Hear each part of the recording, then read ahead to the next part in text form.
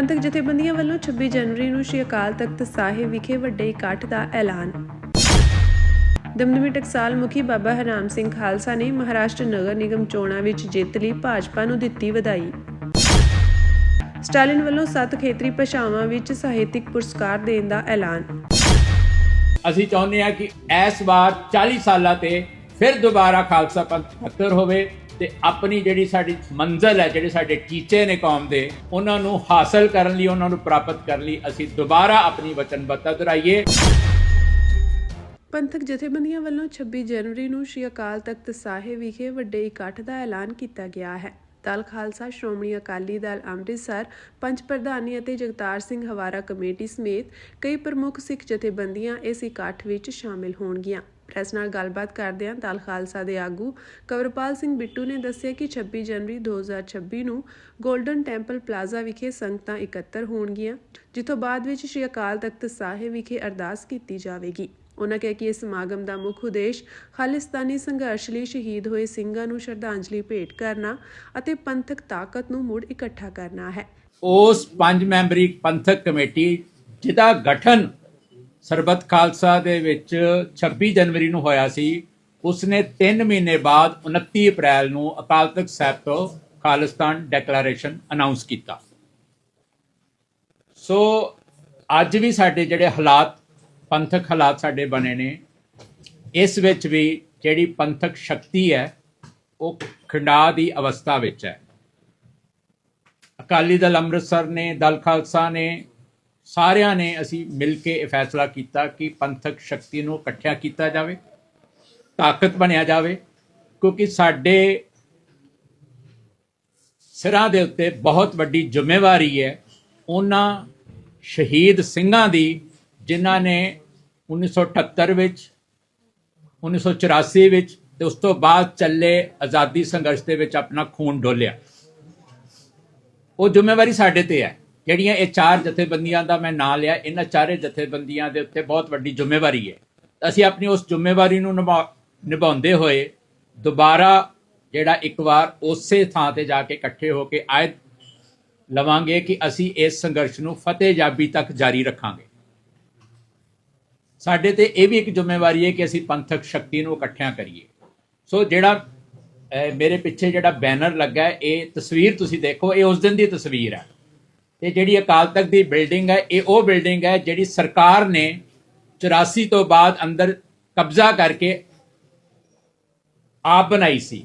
ਤੇ ਇਸ ਇਕੱਠ ਨੇ ਇਹ ਬਿਲਡਿੰਗ ਨੂੰ ਤਹਿਸ਼-ਨਹਿਸ਼ ਕਰਕੇ, ਢਾਹ ਕੇ ਤੇ ਪੰਥ ਵੱਲੋਂ ਜਿਹੜੀ ਇਮਾਰਤ ਹੈ ਉਹ ਪੰਥ ਨੇ ਖੁਦ ਆਪਣੇ ਹੱਥਾਂ ਨਾਲ ਸਿਰਜੀ ਸੀ, ਜਿਹੜੀ ਅੱਜ ਉੱਥੇ ਮੌਜੂਦ ਹੈ। ਸੋ ਉਸ ਸਰਬੱਤ ਖਾਲਸਾ ਦੀ ਬਹੁਤ ਵੱਡੀ ਇੱਕ ਇੰਪੋਰਟੈਂਸ ਹੈ।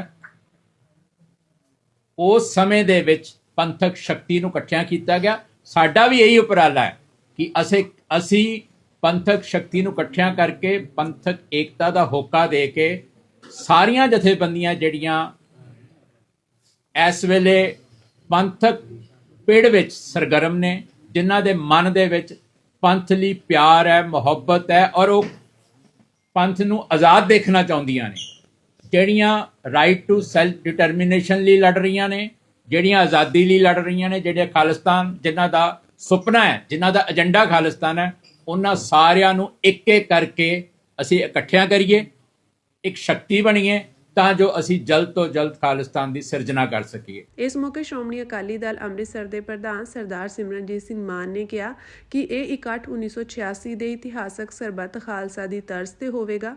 ਉਨ੍ਹਾਂ ਸਮੂਹ ਸਿੱਖ ਜਥੇਬੰਦੀਆਂ ਨੂੰ ਅਪੀਲ ਕੀਤੀ ਕਿ ਕੌਮੀ ਟੀਚਿਆਂ ਦੀ ਪ੍ਰਾਪਤੀ ਲਈ ਸ਼੍ਰੀ ਅਕਾਲ ਤਖਤ ਸਾਹਿਬ ਦੇ ਸਾਹਮਣੇ ਇਕਜੁੱਟ ਹੋਣ।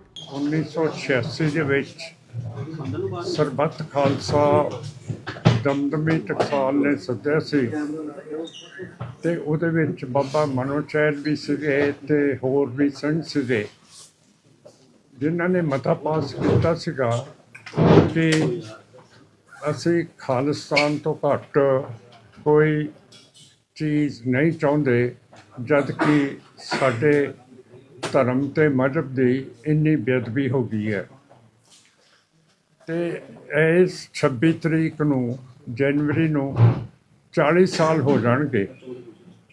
ਫਿਰ ਦਲ ਖਾਲਸਾ ਨੇ ਤੇ ਸਾਡੀ ਪਾਰਟੀ ਨੇ ਤੇ ਹੋਰ ਜਥੇਬੰਦੀਆਂ ਨੇ ਫੈਸਲਾ ਲਿਆ ਹੈ ਕਿ ਅਸੀਂ ਅਕਾਲ ਤਖਤ ਸਾਹਿਬ ਦੇ ਸਾਹਮਣੇ ਇਕੱਠ ਕਰਾਂਗੇ, ਦਰਬਾਰ ਸਾਹਿਬ ਦੇ ਵਿੱਚ ਮੱਥਾ ਟੇਕਣ ਜਾਵਾਂਗੇ ਔਰ ਅਕਾਲ ਤਖਤ ਸਾਹਿਬ ਤੇ ਜਾ ਕੇ ਅਰਦਾਸ ਕਰਾਂਗੇ ਕਿ ਵਾਹਿਗੁਰੂ ਜਿਹੜਾ ਇਹ 40 ਸਾਲ ਪਹਿਲਾਂ ਸਾਡਾ ਸਰਬੱਤ ਖਾਲਸਾ ਹੋਇਆ, ਸਾਡਾ ਮਤਾ ਪਾਸ ਹੋਇਆ, ਉਹਦੇ ਬਾਰੇ ਅਸੀਂ ਸੰਜੀਦਗੀ ਦੇ ਨਾਲ ਲੱਗੇ ਹੋਏ ਹਾਂ ਤੇ ਸਾਨੂੰ ਇੱਕ ਅਲੱਗਾ ਮੁਲਕ ਖਾਲਿਸਤਾਨ ਚਾਹੀਦਾ ਹੈ ਜਿਹੜਾ ਇਸਲਾਮਿਕ ਪਾਕਿਸਤਾਨ, ਹਿੰਦੂ ਇੰਡੀਆ ਤੇ ਕਮਿਊਨਿਸਟ ਚੀਨ ਦੇ ਵਿਚਾਲੇ ਹੋਊਗਾ।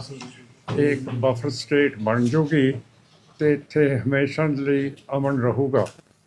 ਕਿਉਂ ਕਰਕੇ ਤਿੰਨੇ ਮੁਲਕਾਂ ਦੇ ਕੋਲੇ ਨਿਊਕਲੀਅਰ ਵੈਪਨਸ ਨੇ। ਜੇ ਲੜਾਈ ਛਿੜ ਗਈ ਤੇ ਫਿਰ ਸਾਡਾ ਪੰਜਾਬ ਬਿਲਕੁਲ ਤਬਾਹ ਹੋ ਜਾਣਾ। ਉਹਦੇ ਵਿੱਚ ਇਹਨਾਂ ਨੇ ਇਹ ਨਹੀਂ ਦੇਖਣਾ ਕਿ ਇਹ ਸਿੱਖ ਹੈ, ਹਿੰਦੂ ਹੈ, ਮੁਸਲਮਾਨ ਹੈ, ਈਸਾਈ ਹੈ, ਅਸੀਂ ਸਾਰੇ ਪੰਜਾਬੀਆਂ ਨੇ ਤਬਾਹ ਹੋ ਜਾਣਾ। ਸੋ ਇਹਨਾਂ ਮੁਲਕਾਂ ਦੇ ਵਿੱਚ ਇੱਕ ਬਫਰ ਸਟੇਟ ਬਣਾਉਣੀ ਬਹੁਤ ਜ਼ਰੂਰੀ ਹੈ, ਜਿਹਦੇ ਲਈ ਅਸੀਂ 26 ਤਰੀਕ ਨੂੰ ਇਕੱਠ ਅਕਾਲ ਤਖਤ ਸਾਹਿਬ ਦੇ ਸਾਹਮਣੇ ਕਰ ਰਹੇ ਹਾਂ। ਇਸ ਦੌਰਾਨ 328 ਲਾਪਤਾ ਪਾਵਨ ਸਰੂਪਾਂ ਦਾ ਮਾਮਲਾ ਵੀ ਗੰਭੀਰ ਤੌਰ ਤੇ ਉਠਾਇਆ ਗਿਆ। ਜਥੇਬੰਦੀਆਂ ਨੇ ਸ਼੍ਰੋਮਣੀ ਗੁਰਦੁਆਰਾ ਪ੍ਰਬੰਧਕ ਕਮੇਟੀ ਨੂੰ ਘੇਰਦਿਆਂ ਦੋਸ਼ ਲਗਾਇਆ ਕਿ ਐਸਜੀਪੀਸੀ ਕੋਲ ਸਾਰੇ ਪਾਵਨ ਸਰੂਪਾਂ ਦਾ ਪੂਰਾ ਰਿਕਾਰਡ ਮੌਜੂਦ ਹੈ, ਪਰ ਇਹ ਰਿਕਾਰਡ ਜਾਣਬੁੱਝ ਕੇ ਜਨਤਕ ਨਹੀਂ ਕੀਤਾ ਜਾ ਰਿਹਾ।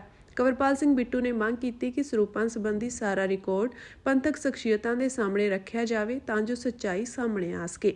ਕਿ ਜਿਹੜੇ 328 ਪਾਵਨ ਸਰੂਪ ਮਿਸ ਹੋਏ ਨੇ, ਗਾਇਬ ਹੋਏ ਨੇ, ਲਾਪਤਾ ਨੇ, ਉਹਨਾਂ ਦਾ ਰਿਕਾਰਡ ਸ਼੍ਰੋਮਣੀ ਗੁਰਦੁਆਰਾ ਪ੍ਰਬੰਧਕ ਕਮੇਟੀ ਕੋਲ ਹੈ। ਸਿਰਫ ਇੰਨਾ ਕਿ ਉਹਨਾਂ ਨੇ ਹਾਲੀ ਤੱਕ ਰਿਕਾਰਡ ਸੰਗਤ ਦੇ ਸਾਹਮਣੇ ਨਹੀਂ ਰੱਖਿਆ।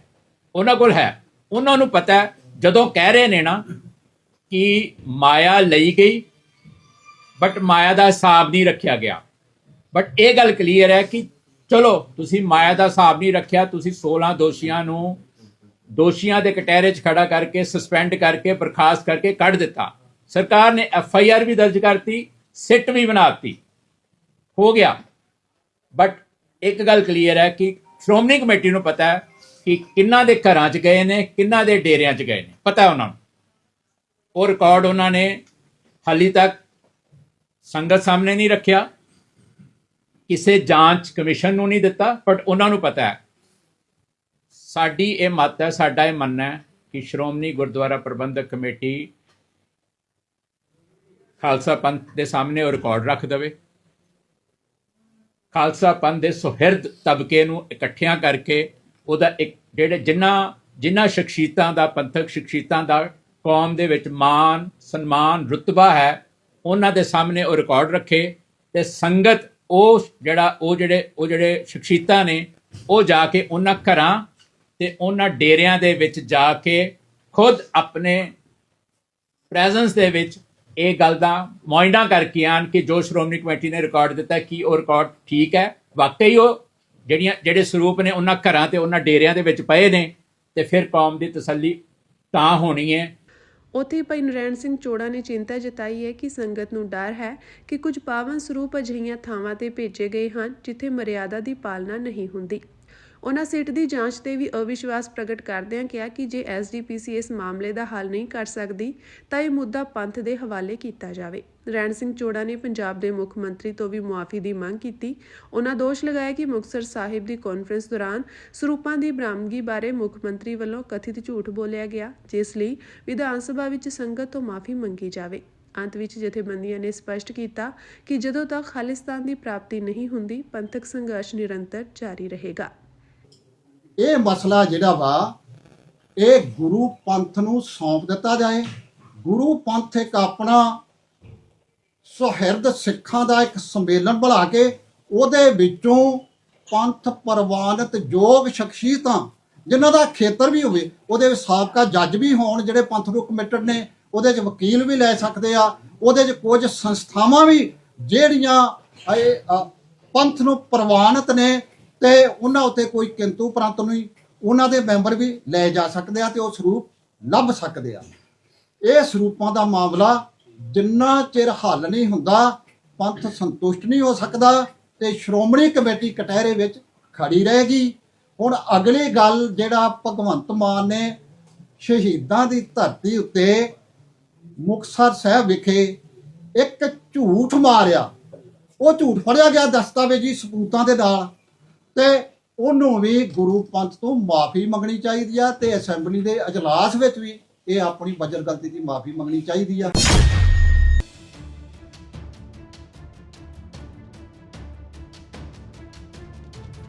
ਮਹਾਰਾਸ਼ਟਰ ਨਗਰ ਨਿਗਮ ਚੋਣਾਂ ਵਿੱਚ ਭਾਜਪਾ ਦੀ ਅਗਵਾਈ ਵਾਲੇ ਗੱਠਜੋੜ ਨੂੰ ਜਿੱਤ ਦੀ ਵਧਾਈ ਦਿੰਦੇ ਹੋਏ ਦਮਦਮੀ ਟਕਸਾਲ ਦੇ ਮੁਖੀ ਬਾਬਾ ਹਰਨਾਮ ਸਿੰਘ ਖਾਲਸਾ ਨੇ ਕਿਹਾ ਕਿ ਇਸ ਜਿੱਤ ਦਾ ਸਿਹਰਾ ਮੁੱਖ ਮੰਤਰੀ ਦੇਵੇਂਦਰ ਫੜਨਵੀਸ ਨੂੰ ਜਾਂਦਾ ਹੈ। ਟਕਸਾਲ ਮੁਖੀ ਨੇ ਇਹ ਵੀ ਦਾਅਵਾ ਕੀਤਾ ਕਿ ਉਹਨਾਂ ਦੀ ਸਿਫਾਰਿਸ਼ ਤੇ ਜਿਨ੍ਹਾਂ ਉਮੀਦਵਾਰਾਂ ਨੂੰ ਟਿਕਟ ਦਿੱਤੀ ਗਈ ਸੀ, ਉਹਨਾਂ ਨੇ ਪ੍ਰਭਾਵਸ਼ਾਲੀ ਜਿੱਤ ਹਾਸਲ ਕੀਤੀ ਹੈ।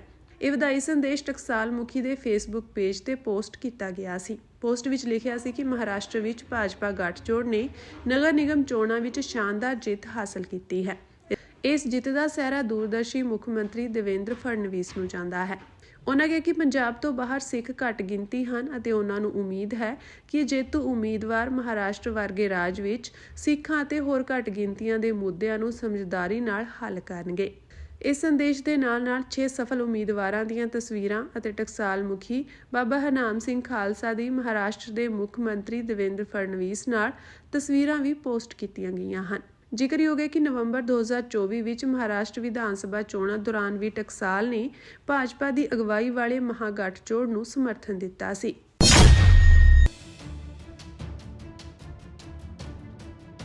ਤਾਮਿਲਨਾਡੂ ਦੇ ਮੁੱਖ ਮੰਤਰੀ ਐਮ.ਕੇ. ਸਟਾਲਿਨ ਨੇ ਅੱਜ 7 ਭਾਰਤੀ ਭਾਸ਼ਾਵਾਂ ਵਿੱਚ ਸਾਲਾਨਾ ਸਾਹਿਤਕ ਪੁਰਸਕਾਰ ਦੇਣ ਦਾ ਐਲਾਨ ਕੀਤਾ ਹੈ। ਉਹਨਾਂ ਨੇ ਸਾਹਿਤ ਅਕਾਦਮੀ ਪੁਰਸਕਾਰਾਂ ਵਿੱਚ ਕੇਂਦਰ ਸਰਕਾਰ ਦੇ ਕਥਿਤ ਸਿਆਸੀ ਦਖਲ ਦੀ ਸਖਤ ਆਲੋਚਨਾ ਕਰਦਿਆਂ ਇਸ ਨੂੰ ਖਤਰਨਾਕ ਰੁਝਾਨ ਦੱਸਿਆ। ਚੇਨਈ ਕੌਮਾਂਤਰੀ ਪੁਸਤਕ ਮੇਲੇ ਦੇ ਸਮਾਪਤੀ ਸਮਾਗਮ ਦੌਰਾਨ ਸਟਾਲਿਨ ਨੇ ਕਿਹਾ ਕਿ ਕਲਾਸੀਕਲ ਭਾਸ਼ਾ ਸਾਹਿਤਕ ਪੁਰਸਕਾਰ ਤਹਿਤ ਹਰ ਜੇਤੂ ਨੂੰ 5 ਲੱਖ ਰੁਪਏ ਦੀ ਨਗਦ ਰਾਸ਼ੀ ਦਿੱਤੀ ਜਾਵੇਗੀ। ਪਹਿਲੇ ਪੜਾਅ ਵਿੱਚ ਇਹ ਪੁਰਸਕਾਰ ਤਮਿਲ, ਤੇਲਗੂ, ਕੰਨੜ, ਮਲਿਆਲਮ, ਉੜੀਆ, ਬੰਗਾਲੀ ਅਤੇ ਮਰਾਠੀ ਭਾਸ਼ਾਵਾਂ ਦੀਆਂ ਉੱਤਮ ਰਚਨਾਵਾਂ ਲਈ ਦਿੱਤੇ ਜਾਣਗੇ। ਉਹਨਾਂ ਕਿਹਾ ਕਿ ਸਾਹਿਤ ਅਕਾਦਮੀ ਪੁਰਸਕਾਰਾਂ ਦਾ ਐਲਾਨ ਰੱਦ ਕਰਨਾ ਚਿੰਤਾਜਨਕ ਸੀ, ਇਸ ਲਈ ਲੇਖਕਾਂ ਦੀ ਮੰਗ ਤੇ ਤਾਮਿਲਨਾਡੂ ਸਰਕਾਰ ਨੇ ਇਹ ਕਦਮ ਚੁੱਕਿਆ ਹੈ। ਪੁਰਸਕਾਰਾਂ ਦੀ ਚੋਣ ਲਈ ਹਰ ਭਾਸ਼ਾ ਦੇ ਨਾਮਵਰ ਲੇਖਕਾਂ ਦੀ ਕਮੇਟੀ ਬਣਾਈ ਜਾਵੇਗੀ ਤਾਂ ਜੋ ਪਾਰਦਰਸ਼ਤਾ ਬਣੀ ਰਹੇ। ਸਮਾਗਮ ਵਿੱਚ ਮੌਜੂਦ ਕੌਮਾਂਤਰੀ ਬੁੱਕਰ ਪੁਰਸਕਾਰ ਜੇਤੂ ਕੰਨੜ ਲੇਖਕਾ ਬਾਨੂ ਮੁਸ਼ਤਾਕ ਦੀ ਸ਼ਲਾਘਾ ਕਰਦਿਆਂ ਸਟਾਲਿਨ ਨੇ ਕਿਹਾ ਕਿ ਉਹਨਾਂ ਦੀ ਮੌਜੂਦਗੀ ਨੇ ਸਮਾਗਮ ਨੂੰ 4 ਚੰਨ ਲਾ ਦਿੱਤੇ ਹਨ। ਮੁਸ਼ਤਾਕ ਦੀ ਕਿਤਾਬ ਦੇ ਅੰਗਰੇਜ਼ੀ ਅਨੁਵਾਦ ਨੇ ਦੁਨੀਆ ਭਰ ਦਾ ਧਿਆਨ ਖਿੱਚਿਆ। ਇਸ ਮੇਲੇ ਦੌਰਾਨ 100 ਤੋਂ ਵੱਧ ਦੇਸ਼ਾਂ ਦੇ ਪ੍ਰਕਾਸ਼ਕਾਂ ਨੇ ਹਿੱਸਾ ਲਿਆ ਅਤੇ 1800 ਤੋਂ ਵੱਧ ਸਮਝੌਤੇ ਸਹੀਬੱਧ ਕੀਤੇ ਗਏ। ਮੁੱਖ ਮੰਤਰੀ ਨੇ ਦਾਅਵਾ ਕੀਤਾ ਕਿ ਆਗਾਮੀ ਚੋਣਾਂ ਜਿੱਤਣ ਮਗਰੋਂ ਉਹਨਾਂ ਦੀ ਸਰਕਾਰ ਇਸ ਪੁਸਤਕ ਮੇਲੇ ਨੂੰ ਹੋਰ ਵੀ ਵੱਡੇ ਪੱਧਰ ਤੇ ਕਰਵਾਏਗੀ। ਮੈਂ ਅੱਜ ਇਹ ਐਲਾਨ ਕਰਦਾ ਕਿ ਜਿਹੜਾ ਮੈਨੂੰ ਪੰਜਾਬ ਸਰਕਾਰ ਨੇ ਕੈਬਨਿਟ ਮੰਤਰੀ ਦਾ ਰੈਂਕ ਤੇ ਸਟੇਟਸ ਦਿੱਤਾ, ਮੈਂ ਉਸ ਤੋਂ ਅਤੇ ਜਿਹੜਾ ਕਨਵੇਅਰ ਦਾ ਮੈਂ ਚੇਅਰਮੈਨ ਆ, ਉਸ ਤੋਂ ਮੈਂ ਰਿਜ਼ਾਈਨ ਕਰਦਾ। ਹਲਕਾ ਬੰਗਾ ਤੋਂ ਵਿਧਾਇਕ ਡਾਕਟਰ ਸੁਖਵਿੰਦਰ ਕੁਮਾਰ ਸੁੱਖੀ ਨੇ ਅੱਜ Punjab state container and warehousing corporation ਦੇ ਚੇਅਰਮੈਨ ਵਜੋਂ ਅਸਤੀਫਾ ਦੇ ਦਿੱਤਾ ਹੈ। ਉਹਨਾਂ ਪੰਜਾਬ ਸਰਕਾਰ ਤੋਂ ਮਿਲਿਆ ਕੈਬਨਿਟ ਰੈਂਕ ਵੀ ਛੱਡ ਦਿੱਤਾ ਹੈ। ਕਰੀਬ ਸਾਲ ਪਹਿਲਾਂ ਆਮ ਆਦਮੀ ਪਾਰਟੀ ਦੀ ਸਰਕਾਰ ਨੇ ਡਾਕਟਰ ਸੁੱਖੀ ਨੂੰ ਕੈਬਨਿਟ ਰੈਂਕ ਸਮੇਤ ਚੇਅਰਮੈਨੀ ਦਿੱਤੀ ਸੀ। ਵਿਧਾਇਕ ਸੁਖਵਿੰਦਰ ਕੁਮਾਰ ਸੁੱਖੀ ਨੇ ਪੰਜਾਬ ਪੁਲਿਸ ਵੱਲੋਂ ਗੁੰਮ ਹੋਏ 328 ਸਰੂਪਾਂ ਦੀ ਜਾਂਚ ਦੌਰਾਨ 169 ਸਰੂਪ ਮਿਲਣ ਦੇ ਦਾਅਵੇ ਮਗਰੋਂ ਇਹ ਕਦਮ ਚੁੱਕਿਆ ਹੈ। ਉਹਨਾਂ 2022 ਵਿੱਚ ਸ਼੍ਰੋਮਣੀ ਅਕਾਲੀ ਦਲ ਦੀ ਟਿਕਟ ਤੇ ਹਲਕਾ ਬੰਗਾ ਤੋਂ ਜਿੱਤ ਹਾਸਲ ਕੀਤੀ ਸੀ ਅਤੇ ਕੁਝ ਸਮਾਂ ਪਹਿਲਾਂ ਆਮ ਆਦਮੀ ਪਾਰਟੀ ਵਿੱਚ ਸ਼ਾਮਿਲ ਹੋਏ ਸਨ। ਉਹਨਾਂ ਅੱਜ ਸ਼੍ਰੀ ਨਾਮ ਕੰਵਲ ਰਾਜਾ ਸਾਹਿਬ ਦੇ ਧਾਰਮਿਕ ਸਥਾਨ ਤੇ ਕਿਹਾ ਕਿ ਉਹਨਾਂ ਲਈ ਇਸ ਸਥਾਨ ਲਈ ਸਤਿਕਾਰ ਸਭ ਤੋਂ ਵੱਡਾ ਹੈ ਅਤੇ ਇਸ ਸਤਿਕਾਰ ਵਜੋਂ ਹੀ ਉਹ ਚੇਅਰਮੈਨੀ ਤੇ ਕੈਬਨਿਟ ਰੈਂਕ ਤੋਂ ਅਸਤੀਫਾ ਦੇ ਰਹੇ ਹਨ। ਉਹਨਾਂ ਵੀਡੀਓ ਸੰਦੇਸ਼ ਰਾਹੀਂ ਕਿਹਾ ਕਿ ਉਹ ਆਪ ਲੀਡਰਸ਼ਿਪ ਨੂੰ ਜ਼ਰੂਰ ਦੱਸਣਗੇ ਕਿ ਇਸ ਧਾਰਮਿਕ ਸਥਾਨ ਤੇ ਸ਼੍ਰੀ ਅਖੰਡ ਪਾਠ ਸਾਹਿਬ ਦੀ ਕੋਈ ਮਰਿਆਦਾ ਭੰਗ ਨਹੀਂ ਹੋਈ ਹੈ।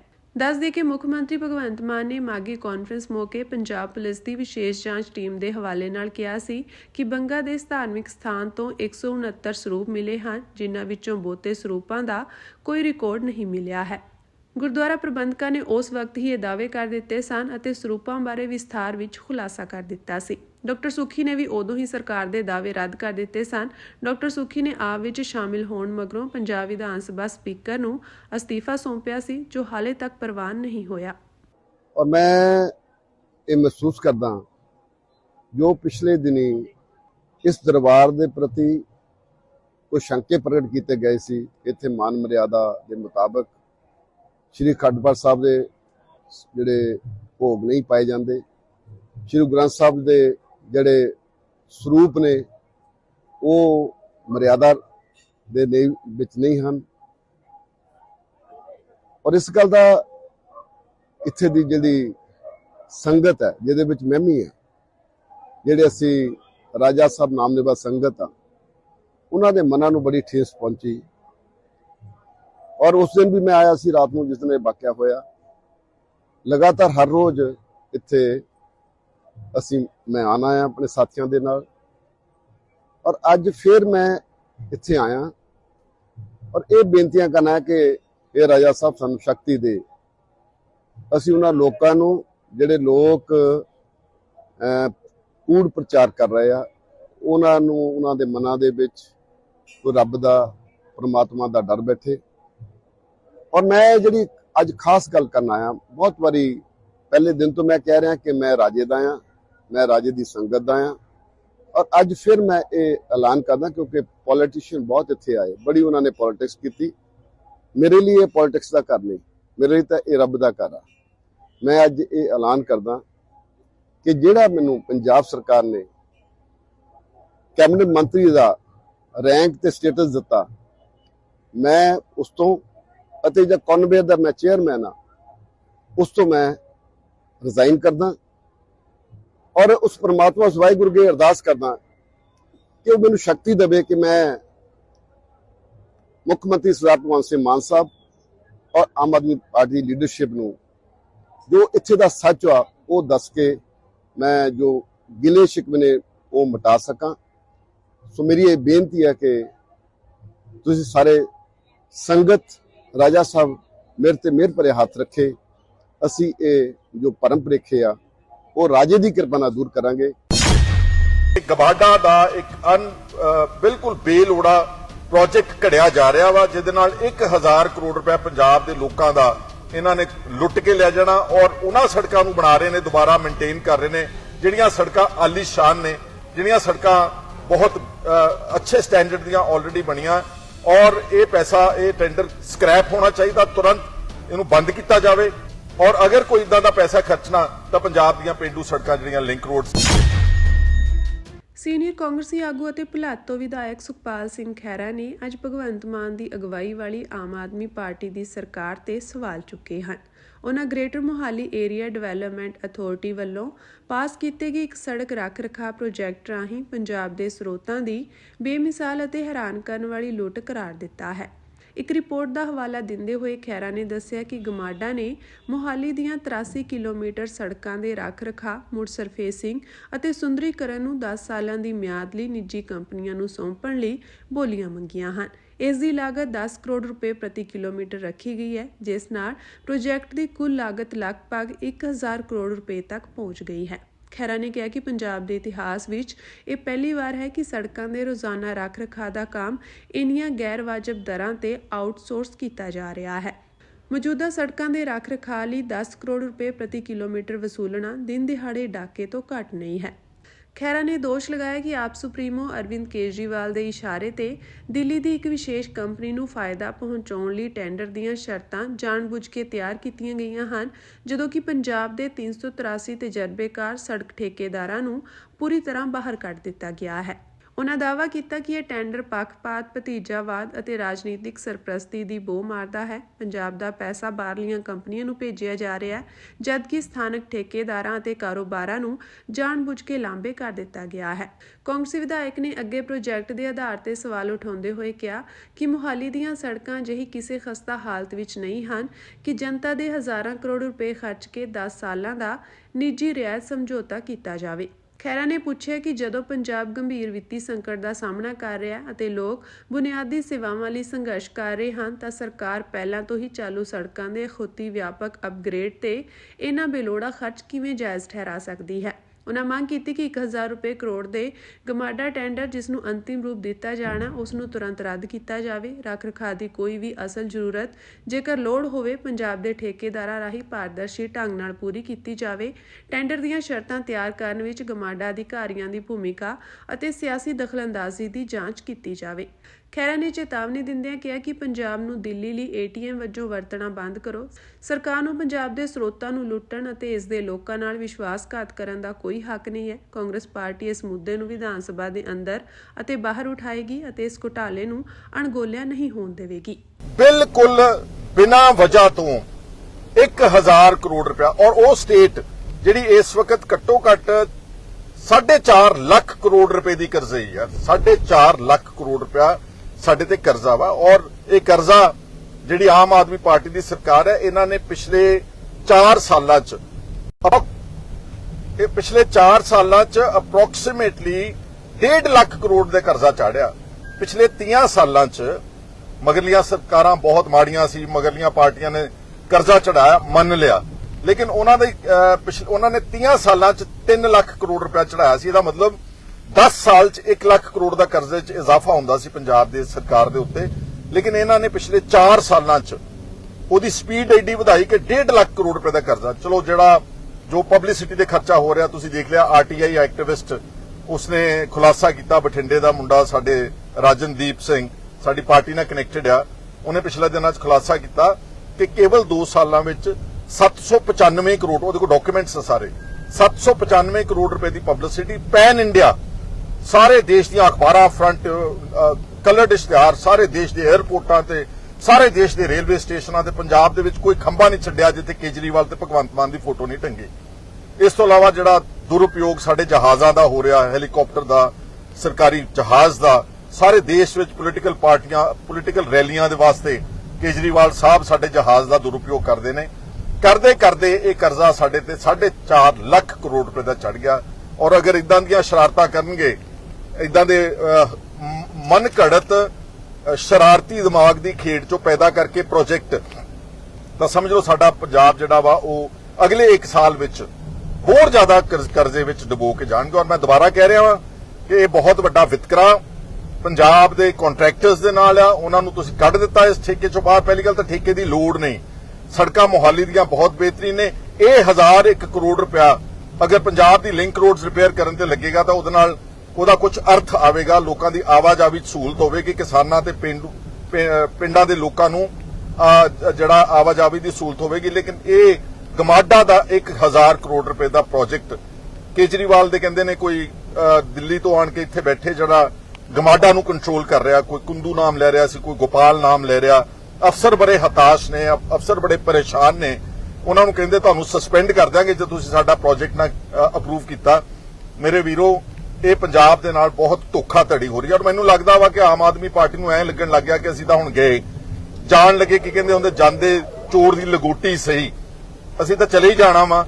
ਪਰ ਜਿਹੜਾ 1 ਸਾਲ ਸਾਡੇ ਕੋਲ ਬਚਿਆ ਵਾ, ਇਹਦੇ 'ਚ ਜਿੰਨੀ ਜ਼ਿਆਦਾ ਤੋਂ ਜ਼ਿਆਦਾ ਅਸੀਂ ਲੁੱਟ ਖਸੁੱਟ ਕਰ ਸਕਦੇ ਹਾਂ, ਠੱਗੀ ਠੋਰੀ ਮਾਰ ਸਕਦੇ ਹਾਂ, ਪੰਜਾਬ ਦੇ ਵਿੱਚ ਤੋਂ ਪੈਸਾ ਕਮਾ ਕੇ ਔਰ ਆਪਣੀ ਰਾਜਨੀਤੀ ਚਮਕਾ ਸਕਦੇ, ਇਹ ਉਸ ਚੱਕਰ 'ਚ ਲੱਗੇ ਨੇ।